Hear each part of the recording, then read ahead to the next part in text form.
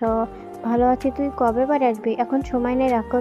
শিমু যখন ছোট ছিল ফোনে অনেক গল্প করতো, অনেক হাসি মজা হতো আমাদের, অনেক খাবারের কথা বলতো, এটা বানাও ওটা বানাও, অনেক আনন্দ করতো। এখন তো সময় হয় না, হয়তো অনেক বড় হয়ে গেছে।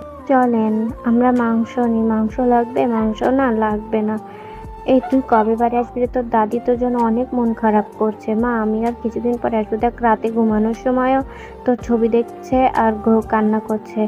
এই যে দেখ আমি ব্যালকনিতে দাঁড়িয়ে তোর দাদিকে মন খারাপ করতে দেখছি। মা আমি চলে আসছি, আর সমস্যা নাই।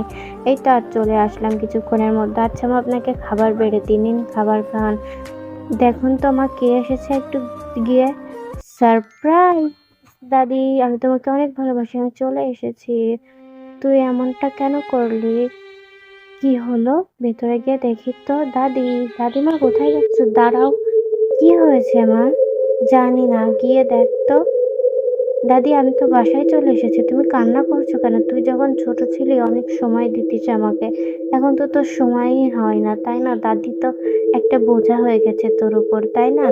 ছোটবেলার শিমুকে আমি অনেক মিস করি। তুই তো অনেক বড় হয়ে গেছিস, তাই না? আমি তোকে অনেক ভালোবাসি শিমু।